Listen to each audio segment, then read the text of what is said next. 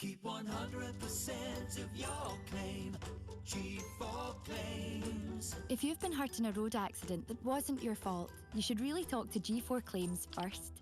Unlike road accident solicitors, we don't charge you for our services, which could see you better off. To keep 100% of your compensation, have a chat with Nicole and the team. You'll be glad you did.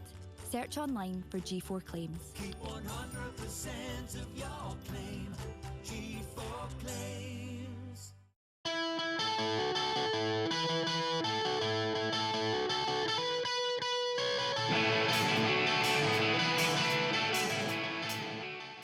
Hi and welcome to this week's episode of the DW podcast. I'm joined by Motherwell manager Graham Alexander. How are you doing? I'm good, thanks. I'm good. How are you? I'm alright, I'm excited about this one. That's good. It's like fanboy stuff here. No, it's good. It's good. It's local to work as well. It only took me like 5 minutes to get up, so it's good. I was going to say it's Motherwell manager and All Saints model Graham Alexander. Well, I'm not disappointed in that. So Alan Burrows was just giving me a bit of stick that you got any gear that's not All Saints, but I thought you were sponsored. I thought this was I wish I was sponsored, mate. I'll tell you, well, a little bit of discount wouldn't go amiss, but no. Do you know what it is? Is a little bit of laziness in there because I got into All Saints, I don't know, maybe 15 years ago. And it's a young shop I can just buy stuff from without having to try it on and stuff. Mm-hmm. You know the sizes? Yeah, something like that. Yeah, like that. And anyone could buy me something. My wife, she just go, right, if it's that size, he'll like it. I've just got visions of your wardrobe, just all those claret jumpers and polo shirts. It pretty much is. It's got, jumpers, jeans, t-shirts, all that sort of stuff. I like it. It fits all right, but it is, honestly, I haven't got to try anything on. I hate shopping, going in, trying loads of stuff on. So this is just a quick way of getting dressed. How's life in Scotland? That's been a year now. We were just saying that before we started recording. Flew in. Honestly, it's been the quickest year of my life, I think, because coming into December when people started saying, it's nearly a year, and I still felt like a new manager at the club. Like I was still getting to know everybody and understand everything. So I can't believe how quickly it's gone. Honestly, it's. We've come up. Me and my wife and my son to live properly. We sold a house in Preston, bought a place in Glasgow. Was that a big step? Because I can imagine when you're selling the family home almost, it's like, whoa, this is real. Yeah, because there was a bit of us when I was quite fortunate. I spent that long at Preston and Burnley, and then I managed Fleetwood. So for 20 years, I could stay in one place, which is good when your kids are growing up and so forth. But I felt like I needed to, or wanted to see a different part of wherever I was. We looked at maybe moving a little bit before, but my wife said, well, in your job, why move somewhere where we could go there? And so we sort of said, well, let's see where the next role is. If we fancy it, go for it. And then, because it was Motherwell, and I thought, well, moving to Scotland, it'd be good. I live about 1.5 miles from where my dad was born. Oh, really? Where was your dad born? Townhead. Was he? Yeah. So Kennedy Street, which is still, we went for a little walk down there. With my dad. Is the house still there? No, the street's changed, which he told me. But it's changed on the thing. But his house isn't there anymore. But his the old school and all that sort of stuff. So it's brilliant. So that's 1.5 miles from where I live now. But it's it's good because I've done it before. When I managed Scunthorpe, I lived away from home for 2 years, and I missed some, big things in my family's life, and I said when I came back after that, I wouldn't do that again. And then I managed Salford, and it was good. It was 45 minutes from home. But this one, I didn't want to go back to that Scunthorpe one where I'm travelling. I did it last year because obviously you can't just move house like that. Absolutely. So from January to the summer, I was in a rental place with my assistant Chris, and just sort of going home 1 day a week. But I wanted the family to come up, and it's been brilliant. We love it. We've finally got settled in a place 2 days before Christmas, so it took me a year to actually. You're joking. Not get the house and everything and sell ours, but it's really good. We're excited about it all. But obviously I'm here for the football. But we we like where we live as well. You've done every coffee shop in the West End. So. Not everyone, honestly. We found another one the other day. So, but that's what I wanted to do. Look, Preston was a brilliant place to live. We absolutely loved it, and we've got some, almost family where they are, like family to us, our friends that we have down there. But there's part of me that I want to see different things, and I mean, it's only 3 hours up the road, but it is completely different. I want to see different places and stuff. So we take the dogs to like London, we go around the park. So it's I just want to sort of experience everything about it. But first and foremost, I wanted to come up and work for a good club, and that's where I am. You were born in Coventry, is that right? Mm. So this is the first time you've ever stayed in Scotland. Yeah, despite 40 international caps. Yeah, I know. Yeah, that's the thing. It's I was born and bred in Coventry. I left home at 16 to go to Scunthorpe to try and become a professional footballer. But my dad's from Glasgow, and all his family is Scottish. My mum, is she Irish? God bless her. She's from Dublin, right? Okay. Irish. So even though I was born in England, I didn't really feel English. And did you get it right at school? I did, but I liked it. I liked being different. I actually sort of played on it a little bit. Surrounded by loads of England supporters and everything, all my mates and everything. But it was good. I did support Scotland. Because my dad taught me football and all that sort of stuff. But I'm just as proud as my Irish roots as well. And so when I left home at 16, I lived at Scunthorpe, and then I went down to Luton, lived in Milton Keynes, and come to Preston. So I've sort of been around a little bit, but I've never played for Scotland, but never played or coached in Scotland. So it was when I came out of Salford, I said to my wife and Imagine, I want to just experience something else, football, and so I had a completely open mind, and then obviously the Motherwell opportunity come up, so I went for it, and it was I'm glad I did. What sold you in Motherwell? Because me being a Motherwell fan, I could tell you 100 things that I think are great about Motherwell, but being at Salford, that's a pub where playing money, it's very rich owners. Motherwell almost seems like the polar opposite for that. Yeah, but I quite a bit of me professionally wanted to really test myself, and I wanted to show that I can manage without a budget. Yeah. Because I think that could be sort of thrown at you if you're managing Salford. That's it's just 'cause you've got money. That's why you win. And that's unfair. It is unfair because every manager's job, even Guardiola and people like that have got money. It's an incredibly difficult job to do, management, but it's really rewarding in what you get back, how you the feelings you get. But I just wanted to feel like it was down to your work, not your budget. Sure. That's it. Not just me, but my coaching staff, my players, our tactics, our strategy, all that sort of stuff. How we our team spirit, our togetherness. It was more than just who's got the biggest wallet. Absolutely. And that's listen, I took a real good time at Salford, and we had success, and I enjoyed it. But I wanted to experience something else, and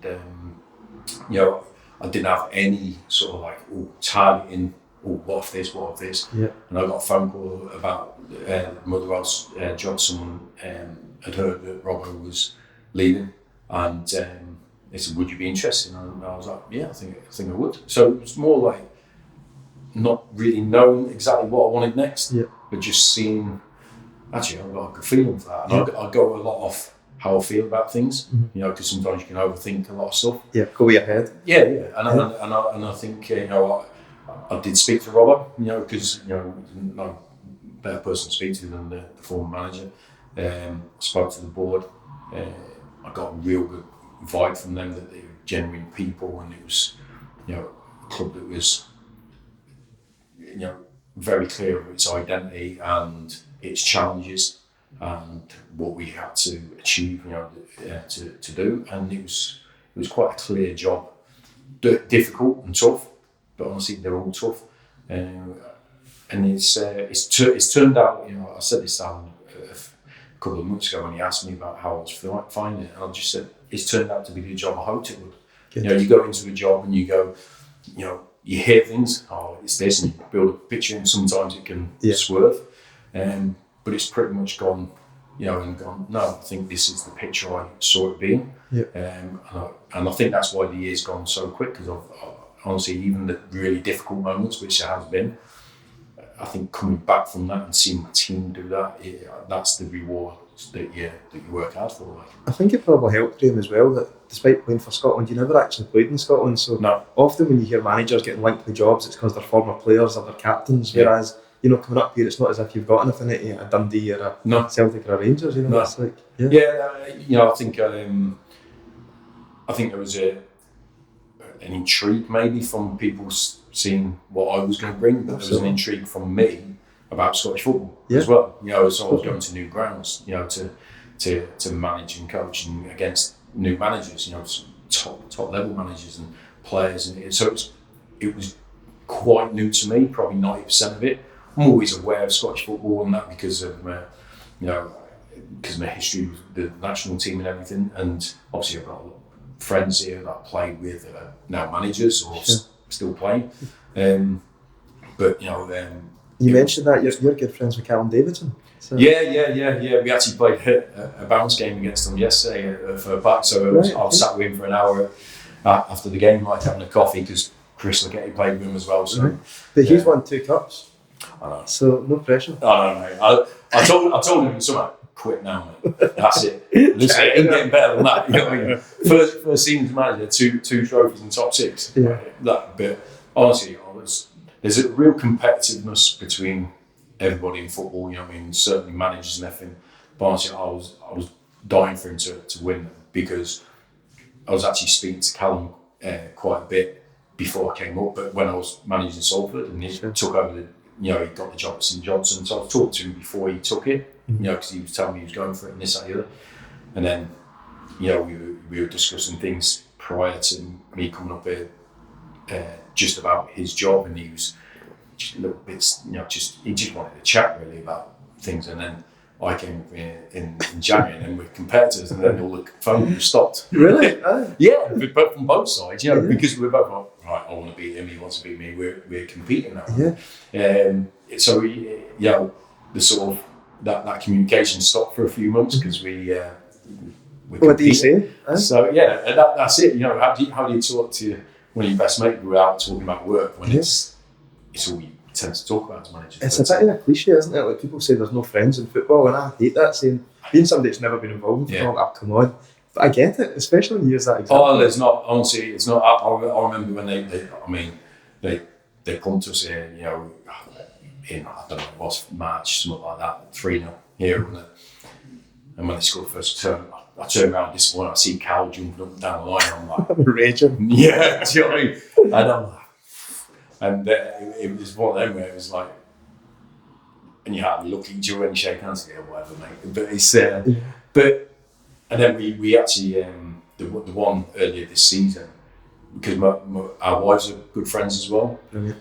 So we were playing St Johnstone, and we arranged to sort of see each other after the game, but it was very loose because we knew if one of the it'd be like a one-way conversation. It wouldn't be. It'd just be like one's like doesn't want to rub it in, and the other one just don't want to speak. But 1-1, so it was like that's fine. Yeah, right, we'll enjoy it, mate. Yeah, so we went back to his house and had a couple of drinks, and it was good. Like, you know, so it's but it is there wasn't, honestly. I played against Callum because I played with Cal for I think about 6 years at Preston. Yeah. Then I went to Burnley, and we were both, you know, when we played each other next season, I was captain of Burnley, he was captain of Preston, and I remember at the end of the game, you know, it's none of this, you know, having a chat for the game and that. It was just like, but, you know, raging because of that. So do you think you need that in you though to be successful? Definitely. Yeah. I knew he'd boot me up in the air, and I'd boot him up in the air. But I love. I think that's why we're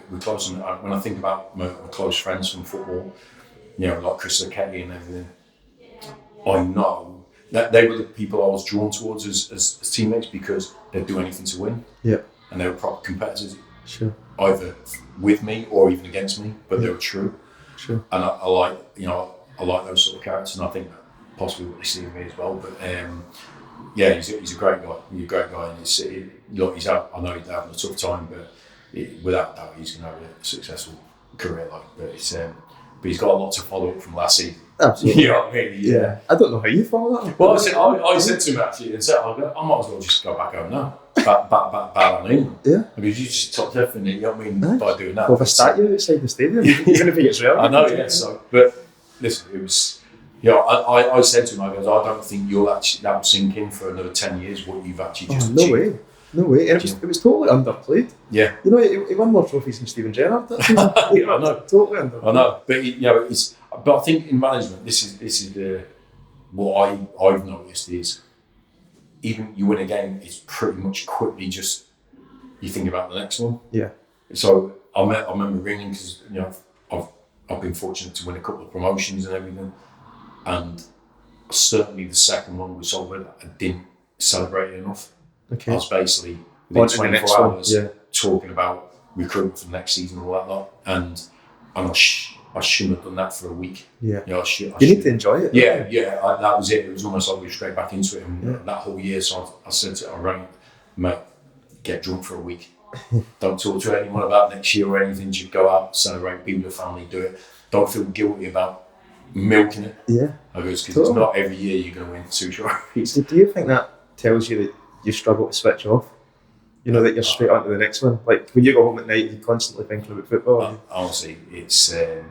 my wife's still trying to get used to it, 8-9 years down the line. Because that must be difficult, eh? Yeah. It must be really difficult. Yeah, yesterday, so I leave for work. I left for work at 6 o'clock yesterday because I was meeting a potential player. Okay. Which took me 2 hours to get to. I can't do that. So I did that, and then I was out, before anyone was awake. I got back from work about 7, half 7, and I got the laptop out. And I was, and she goes, "What are you doing? You haven't played a game for 2 weeks. You haven't got another game for."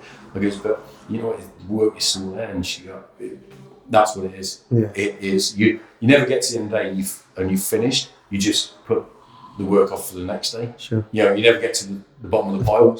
I think that's a common misconception as well with the general public, that they think footballers have an easy life, or football managers. You're in for a couple of hours a day and then you're out in that West End drinking coffee. No, it's not. Look, it's what you make it. If you wanted to, you could come in, tick a couple of hours, you take training and bugger off if you wanted to. Yeah. But that's not how you get success, is it? You know what I mean? That's it. And so it's, you put it onto other people and all that sort of stuff. But no, it is all consuming. But I do, even if it wasn't, I think in my past, in my playing career, I was all consumed even with playing career. So we'd train for 90 minutes, but my training day was a lot longer than that. I'd prepare early, I'd stay late, go to the gym, all that sort of stuff. So I love football. It doesn't seem like work to me, if you know what I mean. Yeah, some of it does. Yeah. But if you're enjoying it, that's the thing. It's. I want to do it. You're not waking up on a Sunday night and thinking, "Oh no, I need to go to the office tomorrow." No, I'm not. That's it. And my wife killed me, but I'm looking forward. We had the week off. We did winter break, so we had the week off, and I was itching. What to do? Yeah, no, but I was itching. No, it was good for the break because I had a complete few days, but 2 days before, I'm like, get me back in. Yeah, I want to go back to work because I do love it. I think it doesn't, even though it is long hours and a lot, it doesn't.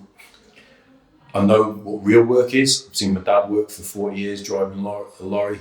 Yeah, you know what I mean, and going out at 3 a.m. and all that. My brother does it now and all that. So that's what I would consider real work. Crafting. Yeah. Not to say this, I'm sure you'd say this yourself. It's like you're in a privileged position, and you need to appreciate that as well. Yeah. I think. Yeah,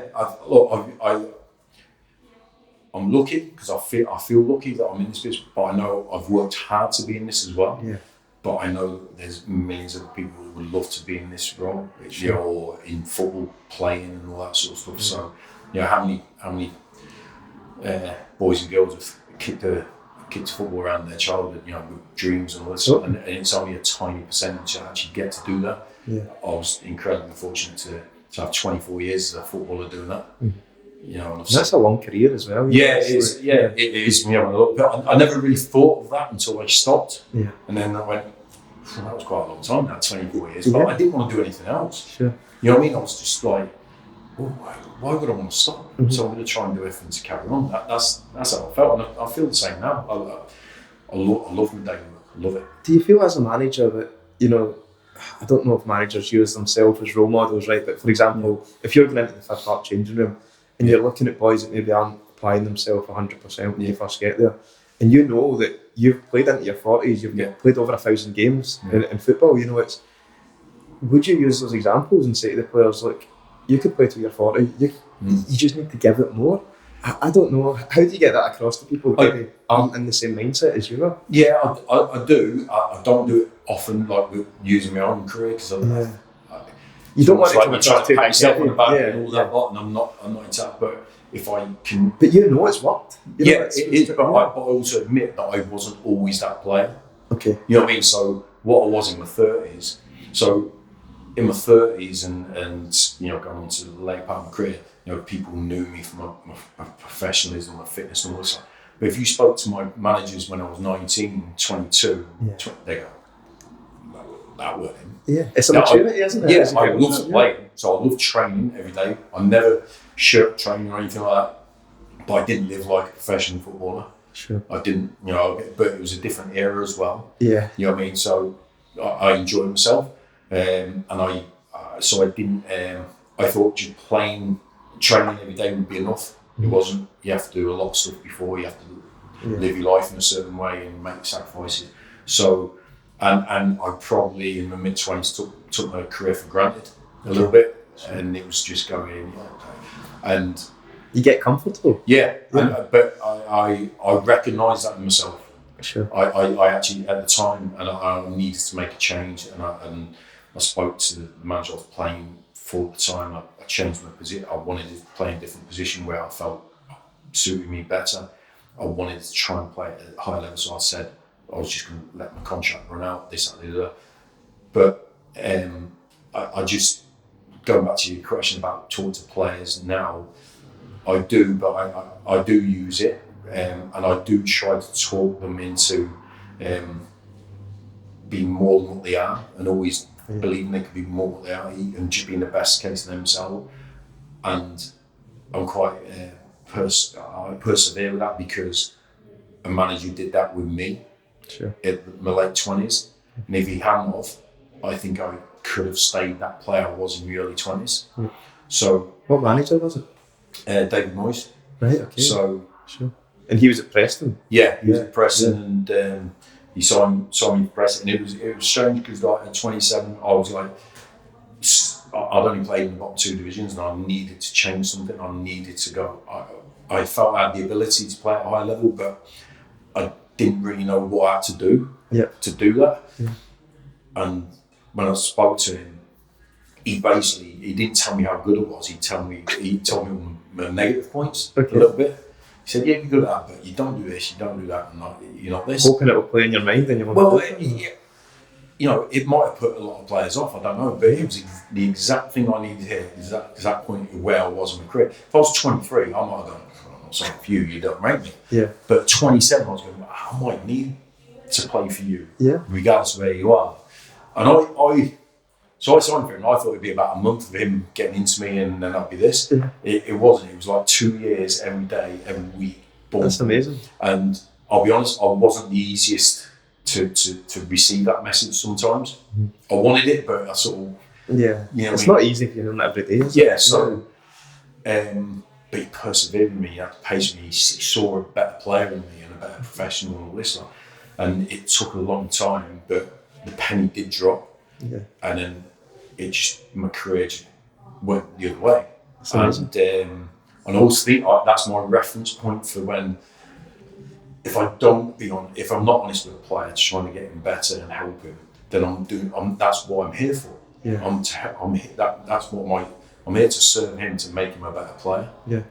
And try. He might not like me right now, but 5 years down the line, he might go. Yeah, appreciate it. Yeah, and I'd rather be appreciated 5 years later than liked on that day because I've given him an easy time. Did you ever hang up your boots and go back to David Moyes and say, thanks very much?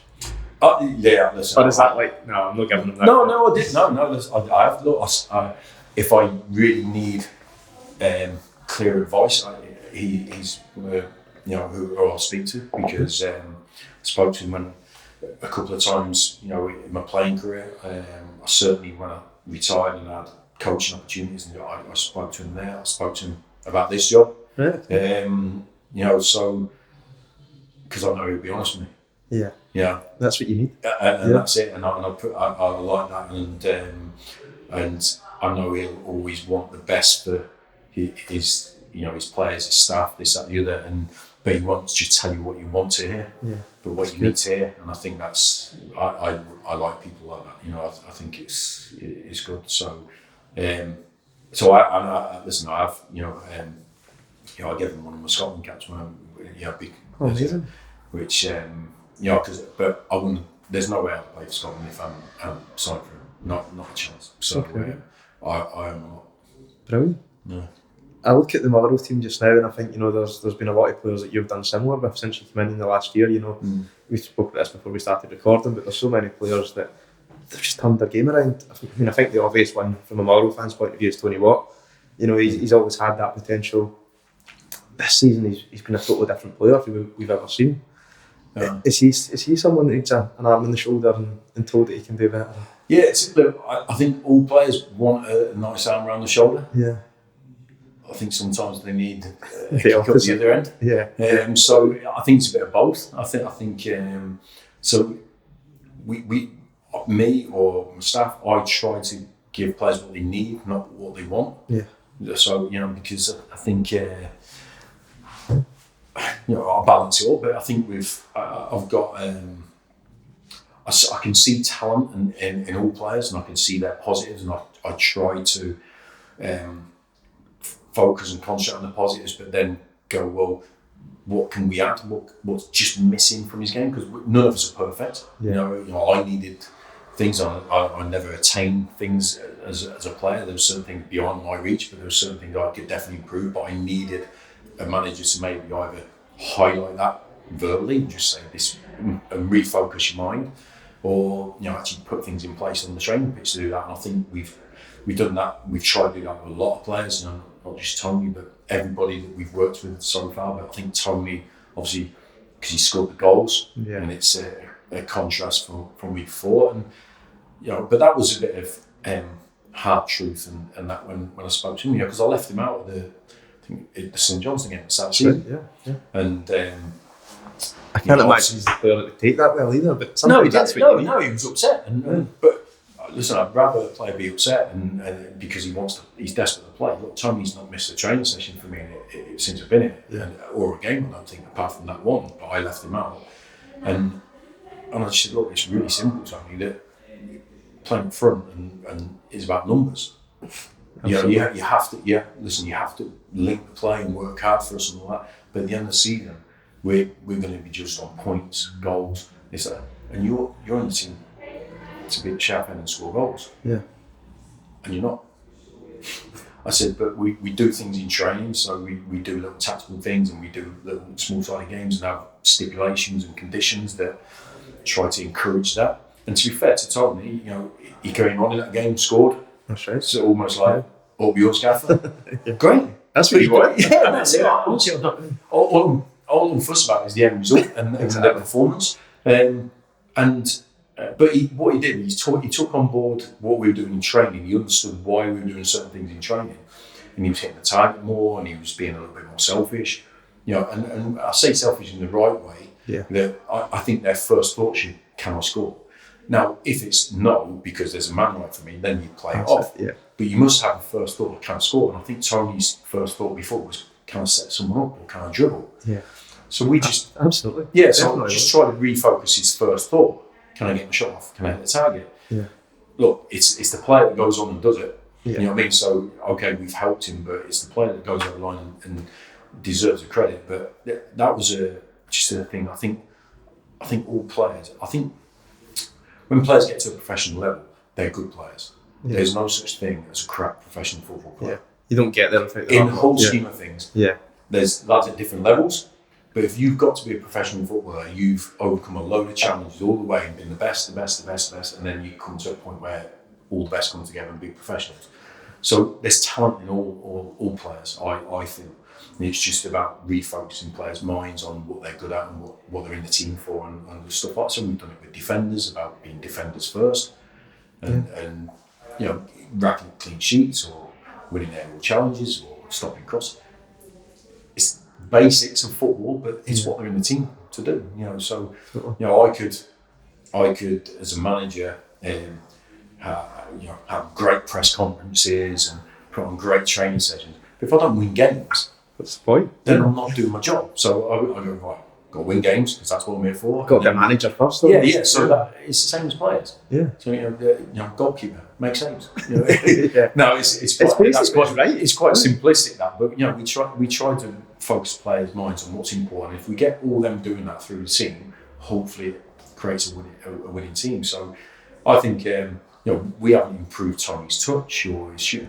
We're just probably refocusing his mind on what he can do with his talent. And but I think there's other good players that in our squad that have made similar improvements. Yeah. But maybe not getting the headlines because it's not a goal. Who would you say has made the most significant improvements? If you had to name a couple. Don't name one, they'll teach us better.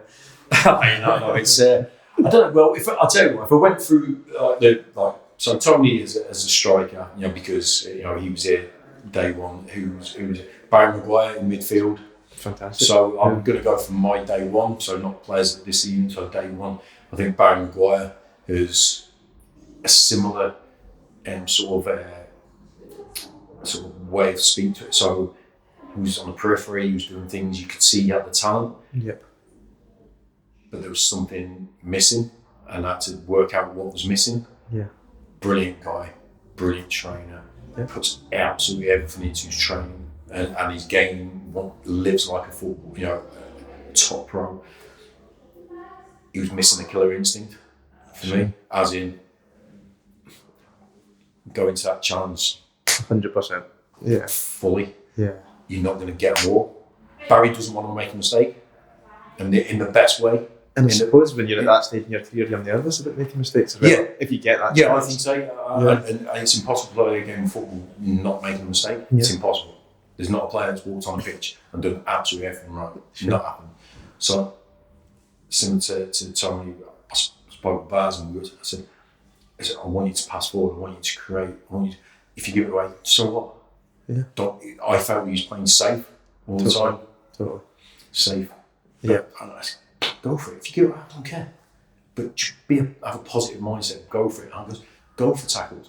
Some you're going to miss, you're going to get a booking or something. Yeah. But live on the edge a little bit. Yeah. Live on the edge a little bit more. And, and so probably with Baz, we refocused his mind. Yeah. We haven't made him any fitter or better technically. We just focused his mind on what his talents are. He's a really talented footballer. Yeah. A really talented footballer. But you have to have a bit of an edge, I think, to be a professional. A top professional. Yeah. So, and I'd say at the back, Ricky Lammy's a different player, isn't he? Yeah. I don't know. Because it's hard for me because I watched a couple of games before I took the job and sort of interviewed the job because I wanted to try and give a bit of feedback about what I see and what I do. But I didn't go back 10 games because I had maybe 24 hours to prepare. Couldn't do it. So I watched a couple of games. So I didn't see all the players and I didn't go back. And when I spoke to Robbo about the job, I didn't go, right, what about this individual? What about this? Because I wanted to go in with clear eyes, fresh start for everybody.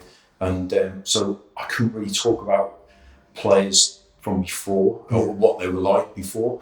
Obviously the team, it was obvious because the results are right there in front of you. But for me from day one, because Bevis was in the team, and we felt he had the attributes, but he was a little bit erratic. Yeah. And he was quite raw, wasn't he? Raw and erratic, and he had the natural talents and abilities, but we just had to simplify and clean his game up and just give clear expectations from what we wanted from him and say, if you do the basics well enough for us, that's enough. You haven't got to be this beyond and all this stuff. So he's done that. I think Ricky's done. I think Nathan McGinley has as well. So I would like to think, some players won't work under us because attributes. Some will. Yeah. And I think from day one to day now, obviously because there was a turnover in the summer, I think the players with us now are the ones that we knew could help us and flourish under us, either through their characteristics, their talent, their professionalism, whatever it was. And others have moved on that we felt probably wouldn't. Yeah. And I think that's fair. but we don't want to keep players that won't play. Yeah. That's not fair on them either. So that's what we're trying to do. So those probably a couple of players that, because they were around the team or in the team when we got him. And I think any Motherwell fan will tell you, huge fans of Stephen Robinson and the job that he done. Yeah. But when you did come in, it was inheriting a sinking ship. To be polite, and you kept us up. You touched on it there. You then bring in your own players in the summer, and it probably now feels like your team. Yeah, but look, it was a difficult moment. You know what I mean? Obviously, when I spoke to the board, I can see the league table right in front of me. I didn't have to come and speak to them about for that. So but excuse me, I looked at everything and I looked at it and thought, well, could I help? Could I make a difference? I felt I could. Me and Chris coming in and with the staff already in there and the players, I thought there was talent in there. And to be fair to Robbo, he said, look, it's a talented squad. We just lost our way a little bit, but it's a talented squad. And I could see that. But what I tried to, and I tried to do this with the players straight away, was make it clear to them that it was my team. The day I became manager, it was my team. I couldn't say, it's my team. Yeah. That's it. So I was going to be judged on whether we won games or lost games or whatever. So I wanted the players to feel like that they were with me and I was with them. But yeah, it was difficult and we didn't win in our first 3 games, but they were different.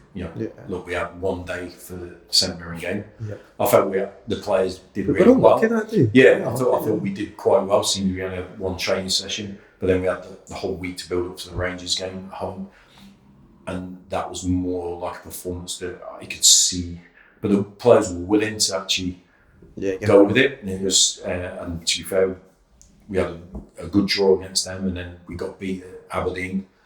We had 10 men, but got beat 2-0. So it was like, well, we picked up 2 points in the first 3 games. We need to start winning ASAP because it was going against it. But then. I know Ross County was the first win. It was, and I remember us being 1-0 down at half time. And one of the things I mentioned to the board at the time was the team hadn't scored an equaliser all season. Yeah, I remember sitting in the stands and thinking, if we go down, we go behind, we're not coming back. Yeah, so it hadn't. So that's it in whatever many games. The team hadn't actually scored an equaliser. Once it's one goal down, buff, that's it. Yeah. And I don't use a lot of stuff from the past or negative from the past, but this time I wanted to because I thought I had to change it because I don't know if the players were aware of that. So is that a psychological thing in their minds? Well, I don't know if they were actually aware of that stat. Okay. You know what I mean? Yeah. I only did it because I did my research on the team and what it had done. So I looked at everything. How they lost games. Times they'd scored, times they hadn't scored. Yeah. So the second half of games was pretty poor. Hardly any goals scored. Never scored any. So I said to the player at half-time, how many times have you scored any goals that come from behind? And they were looking, I went, 0. So we either change it now, or. What was the reaction to that? Were they? Well, we went 1-2-1. So that's the only reaction I was bothered about. You know what I mean? But I sometimes you can go along. Like I said, I think with the individuals, the players, focusing their minds. I think I just focused the minds on that, and I actually challenged the team to do something they hadn't done all season. Yeah. And I thought that was a massive. You talk about turning point in season, but we knocked that far back. Yeah. That we hadn't come from behind. Well, we scored an equal and we went on to win the game. Mm-hmm. That was a massive one for us. Yeah. In that game to do it in that manner, not 3-0 win, but we actually come from behind as well, 1-2-1, and that was like I thought. Then we got a bit of belief and momentum. Yeah, there was a spring there, wasn't there? Yeah. Listen, and I know I've been there as a player, and you it's a black cloud over you. And we tried to clear that away and just talk about positives and everything. That was probably one of the only negatives I actually spoke to the team about. But I felt at that time in the game it had to happen. And we did quite well and we got the points that we needed to do to be safe a few before the end of the season. But it was It must have been a very strange time as well, Graham. Coming in and there's no fans in the stadium for a lot of time. Look, we sort of got used to it a little bit. I mean, I wouldn't say used to it because COVID happened. Everyone got, our season down in England, got knocked on the head. Then I had 5 games at Salford and then left there. So I didn't get that much sort of time to actually experience games without crowds. So then I came up here and it was there and it was rubbish. That side of it, you know what I mean? But I didn't know if it was a hindrance to us or a help because the pressure is immense when you're at the bottom. Yeah. I think supporters feeling that anguish and especially in Fifth Park. Bog is out. But I didn't know that, or experience that. So I didn't know if it actually helps or hinders us. Not having that added pressure, the supporters. You know what I mean? I don't know. I still don't know. But I think now you look at Fifth Park and the home results have been incredible. With the fans being back in as well. No, look, I see it now when it doesn't even have to be full to seem like it's full, which I quite like about our stadium. It's the atmosphere is really good. And even if it's not full, but when it is full, it's brilliant. But I love the atmosphere, but I think you have to trigger that atmosphere. You have to light a fire under it sometimes. You know what I mean? I think the players have done that with the way they've gone about games. You know what I mean? And won, which is big. I think everyone feels good about themselves, and that's what our target is every match day, is to feel good about ourselves going home and make everyone else feel good. And I think we've done that generally at home, and it adds to, I think, the feel good factor for the players. We all like a pat on the back, don't we? And we all love a cheer and stuff like that, and being applauded off the pitch. I think it's massive, and I think the players certainly feel that that sort of emotion coming from the crowd, and it certainly helps in the way we want to play, because we want to play up and at them and aggressive, and I think the crowd getting behind us is absolutely sort of helps us play like that. I think one man that certainly gets the crowd on their feet, and you're responsible for bringing them here, so I don't know if that's a good thing or a bad thing. Who's that? Big Kev. That's a good thing. He's incredible. It's great. I think it's a good thing. I managed Kev at Scunthorpe. He was actually on loan when I got there. He was he'd gone back to Holland, and I rang him up in the summer and said, "Look, I want you to come back and let's see how we get on," because I think he didn't get on with the previous manager or the anyway. I watched clips of him before I got him, and I was like, "How's he at Scunthorpe?" Yeah, you know what I mean. I remember reading the tag. It was like the Bergkamp, the budget Bergkamp. Yeah. So no, but with Kev, and he's capable of everything and nothing. Yeah. And I've said this again, you know what I mean? So I'm not more concerned about his maximum, more concerned where his minimum is, because he can't ever drop below a certain standard and nothing. But Kev's one of those guys that we talk about like a perfectionist in his head. He wants everything to be great, and doesn't like mistakes and this, that, and the other.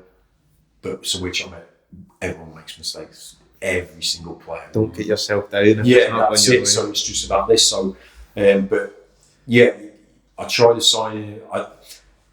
He got sold against my wishes at Scunthorpe. I tried to sign him at Salford, but he went back to Scunthorpe. Funnily enough, and then he became available in the summer. I spoke to David, I spoke to Kev, and I just felt here the platform that we could give him, being in the Premiership. I think he enjoys. I think he likes. He likes the big stage. He likes the big stage. He likes the atmosphere, the big games. He likes the challenge. I thought being able to not have Saturday, Tuesday for 10 months would help him. That must be tiring for some. Yeah. So but I just felt the platform and the stage of the Scottish Premiership, and what he was coming into an environment where he knows how we work. I know him, and listen, we're not best of friends. But it's getting, I get under his skin, he gets under mine sometimes, you know what I mean? But I think we trust each other, where it's coming from. So if I'm criticising or I've got something to say, he knows that it's... Because you want the best of it. Yeah, that's what it is. And but I know what he's capable of. Yeah. You know what I mean? And he's brilliant because he's a really likeable lad as well. He seems hilarious. He's great. The lads love him. You know, the staff love him. You know, people who haven't known him before. You know, he's a genuine guy. He's a funny guy. He's but he immensely talented. Do you know what I mean? But so I think he gives us a little bit of X factor. Absolutely. You know what I mean? Listen, but I have to stress to him that he has to do the bread and butter stuff as well. You know, we can't just wait for the X factor stuff. He has to buy into how the team plays, how we press, how we work defensively. You know what I mean? I know they're unsexy words. Yeah. They're unsexy for Kev. You know what I mean? They are, you know what I mean? But I want to get the ball and make someone chip it over someone's head and that, you know, and there's times for that, you know, when you're getting yourself out of trouble. Yeah. But we have to work hard. You know, we can't play with 10 men or something like that. And to be fair, it took a bit of time because he's had a difficult time physically, you know, with injuries and that in the last year or so.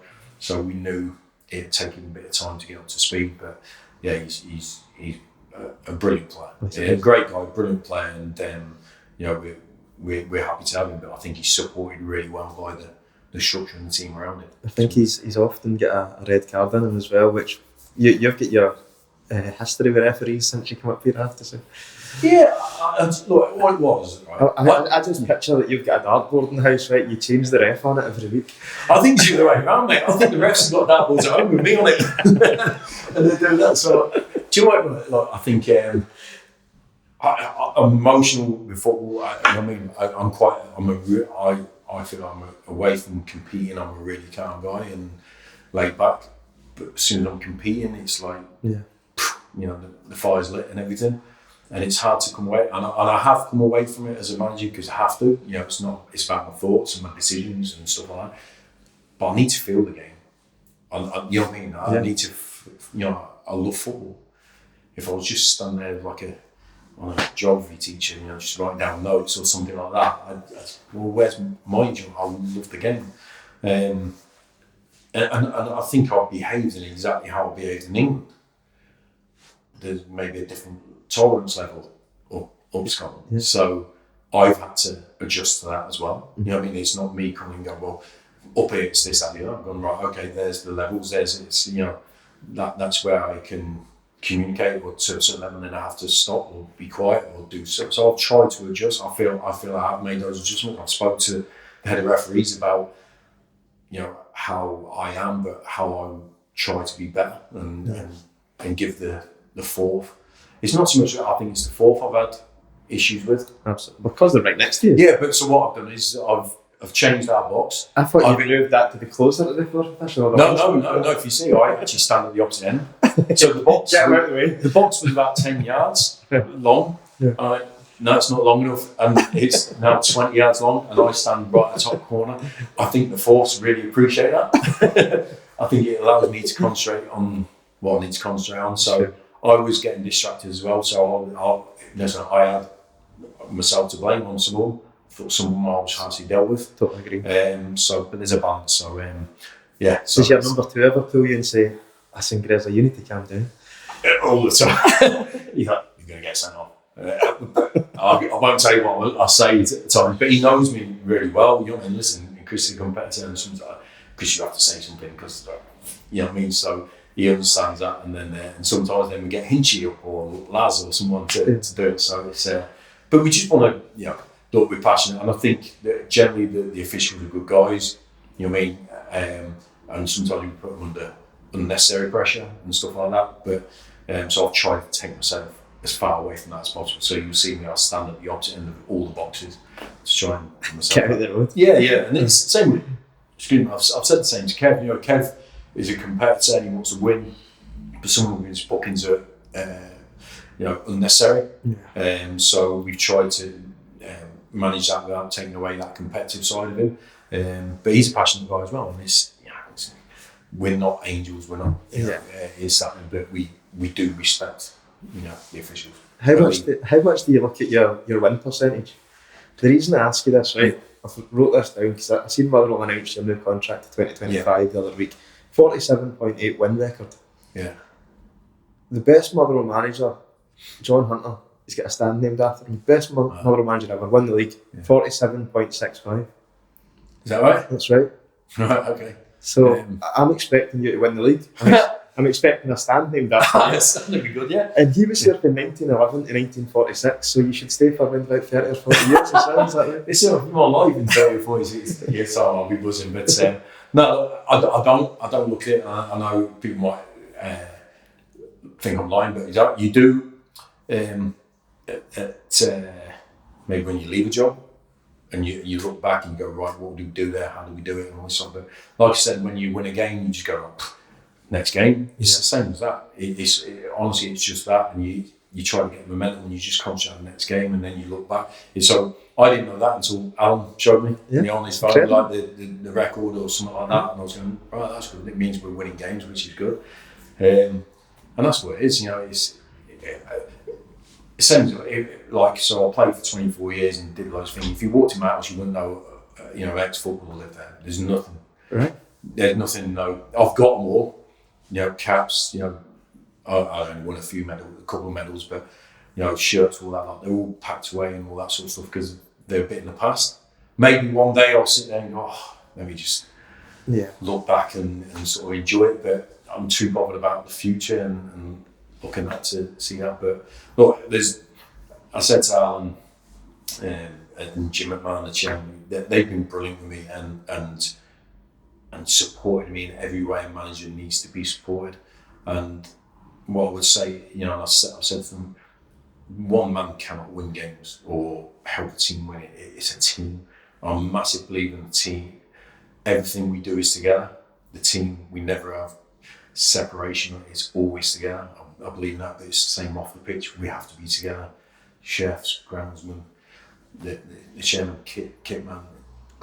We have to do things together. So, like Tony is getting a lot of accolades because he's the top scorer, but there's a load of great performances around him and the other position. The same as me as manager, I will get either the stick, which I'm happy to take because I know it's part of my responsibility to do that, and the credit if it's going well, but by no means is that down to me. 100%. I know how difficult this job is and one man cannot do it. So I look at that with a sense of pride that we've got everyone to come together to win games. The reason I bring that up, Graham, is because you mentioned getting the stick or taking the credit when it goes well, and I think maybe this is partly because the games were behind closed doors. But no disrespect, I feel that Motherwell fans took time to realise the good job that you were doing. Yeah. And now that you've seen the announcement the other day, you're staying until 2025. Hopefully, touch wood. Yep.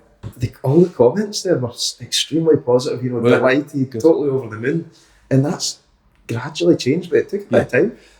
I'll be honest, that's been the case even as a player. Right. Honestly, I 100% at all the clubs. I mean, I only played 4 clubs in 24 years. Sure. So I felt I'm a loyal guy, but I actually really enjoyed playing for the clubs I played for.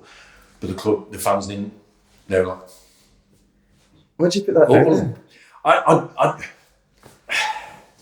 I don't think I'm a spectacular guy or a sexy guy in that way. I don't go in for big statements or gimmicks of kiss the badge and false stuff like that. I think it's more important to have substance and longevity and consistency, and I think I value those things more than easy wins or quick wins. Yeah. Do you know what I mean? So I don't go looking for those quick wins straight away and get everyone on. I want people to respect my work or respect me as a player for what I do, not what I say I'm going to do. Absolutely. You know what I mean? If that makes sense. No, totally makes sense. So, and I think as well, I'm not saying that the football we've played hasn't been sexy football, but I think as well, we've got results through working hard. It's not necessarily been free-flowing, spraying the ball about. No. And I think when people watch football, that's kind of what they want. But ultimately, at the end of the day, as a Motherwell fan, you want results. And we've got them. You look at the last calendar year, we're third behind Celtic and Rangers in the points total. And look, it's I go back to my own career, and I could play. I could pass the ball. I had no pace, no physical strength. Really, I was aggressive, but I could pass the ball really well, and I was quite an intelligent player. I felt. Okay, so. And you could score penalties and free kicks. But that was yeah.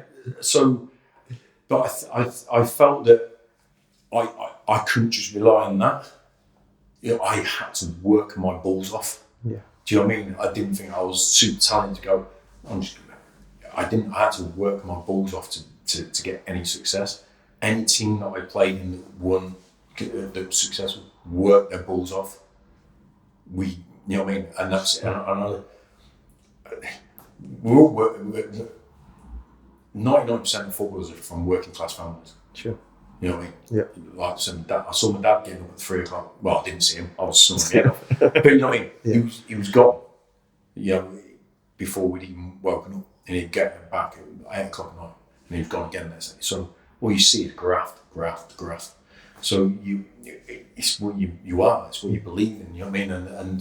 But I need to see a team that I can see working hard. Yeah. Absolutely. That's it. And there's no. You can't tell me that we haven't got a talented group of players. You know, with the players we've got in, people like Sean Goss, Ken Van Veen, so, you know what I mean, Cam Slattery, people like that. These lads are good footballers, but without working hard, you'll get nowhere. Yeah. I'm telling you, the best teams in the world, Man City, Liverpool, they work their nuts off.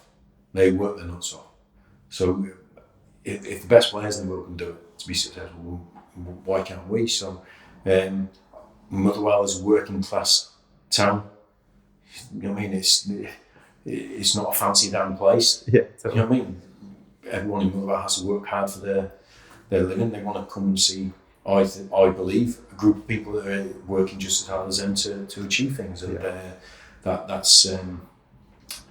I can't watch my team not work, even if it's training. We had a bounce game yesterday and I'm losing my shit. You know what I mean? And there's no points in that because annoying the referees. No, I did once, but there was a couple of players that I didn't feel working hard. But there was nothing on the game as in think about. Yeah. That's it. So what you've got. Yeah, that's it. Max out. I use those words all the time. Max out. Just max out. You know what I mean? I spoke to players today. If you want an easy day, if you want a chilled out day, wait till you're tired or dead. That's it. You know what I mean? It's not going to be here. We're gonna work in that. But I feel there's a value in that. I think players feel better for themselves. I think you go home knowing that you've worked hard that day and you've done your best. That's in whatever you do. Yeah. I think it's a great feeling to have. I think it's a badge of honour to have that you know you've done your best. I think I don't think you should have to work hard. I think you should want to work hard. Yeah. You know, and there's a difference there. Yeah, I think there is. I think there is, and I think so. Our team, I think it does mirror me and Chris, and I think it mirrors Motherwell. Yeah, I think, we won't always win. I know that. Yeah, I know that. But even if we get beat, we have to get beat a certain way, and that's giving everything we've got. And I would like to say over the last year that there's been a tiny amount of occasions where we've got beat and we haven't worked hard. You know, it's not happened that often. Mm-hmm. So I would take that from the players. Do you know what I mean? So that's where it is. So, look, I'm not on any social media. So you're saying that message like, you know, listen, my boy is, my wife is, well, basically everyone around me is. You know what I mean? But apart from me, but I don't go looking for positive messages because I know round the corner there's the other side, and I want to keep a balance on my life. I know what I value. I value good work, being respected for that work, winning. Yeah. Do you know what I mean? And being a competitor. I know as a player that I remember it clearly. Preston fans weren't sure about me. You know what I mean? And I played there for 10 years in the end, you know, and I've got a brilliant relationship with the Preston fans now, you know, like they hold me in high regard, which I treasure because I had to earn it. Sure. The Burnley supporters, I went from Preston to rivals, Burnley. They're right, get him out of our club, you know. And I'll be honest, I was crap for the first season up there because I didn't particularly want to be. I wanted to be back at Preston. But I was doing them a disservice, and I had a stern word with myself and sorting myself out. But you know, I've got a great respect from the supporters there, but I had to earn it. Yeah. You know what I mean? It wasn't false. I had to work for it, and that's it. And if I've got the respect of the Motherwell supporters, I'm so happy about that because I know I've had to earn it. Yeah. You know, no one gets given a silver spoon and all this stuff. You said that you don't look to the past, you know, and all your medals and your old shirts are in a box in the back room or whatever. What would you say at the end of this season would be classed as a success at Motherwell? Rather than me saying, when I spoke to the board last year about, saying, look, obviously where the club is, I know you want to stay up. So that's a given that will be success. But what does Motherwell generally sort of see as success? And I think they said like a top 6 finish is great, a cup run is great, and we need to generate funds by bringing players through and either selling a player or bringing a player through. And they're the 3 things that we try to tick off. Not every season, but can we, do that? So those are the sort of targets that the club has set as success for the team, for the club. But we have to wait to the end of the season. Everyone wants to define, after 4 games, they're trying to define what success is. The media and everything. Absolutely. Are you touting this? Are you touting you've done great or you've done poor? You're 4 games into a 10-month season, and I always try to put it off. Well, let's just see where we are at the end, because, like I said, I don't value easy wins or short-term gains. I'm always about, well, what is it like when you leave a club? Yeah. So what do they like not what do they think of you when you walk in? What do they think of you when you leave? Yeah. Do they think he did a good job for us? Mm-hmm. Either as a player or a manager, he was a good player, he was a good manager, this, that, the other. I think it's more important at the end. Yeah, I agree. So I think it's more important where we are at the end of the season. Yeah. You know what I mean? That where we go, that was a good season. So even now that we've done well in a calendar year, it needs to be in a football year, a season. So anything can happen in the second part of the season, and we want it to mirror the first if we can, or even improve if we can. If we do that, we know we've made good progress. But I would hope and like to think that we've been reasonably consistent for a year. Yeah. But you've always got to be wary of complacency and thinking you've done something before you have. You know what I mean? I hate that feeling. You mentioned a cup run there. It's been 31 years since Motherwell won the cup. Yeah. I don't need to tell you the importance of this to the Motherwell supporters, but I would like to see us go all the way this year. Maybe you could get on the phone to Callum Davidson and ask him what the secret is. Yeah. I know, I mean, crossing weight, you set the bar high there, but look, I think what I love about it, when I was just a young kid before I became a professional, I supported my local team, Coventry City. I was season ticket holder there, and everything. I watched them since I was 6 or 7, and they won the FA Cup when I was 15. And it was like the best thing that ever happened to me, because Coventry never won anything, to be honest. And it was the only trophy. But I just remember what it meant. And I still remember every game of that season. The grounds, who scored, what part of the stadium I was in, all that sort of stuff. And that's when I was 15. And I'm 50 years old now, unfortunately.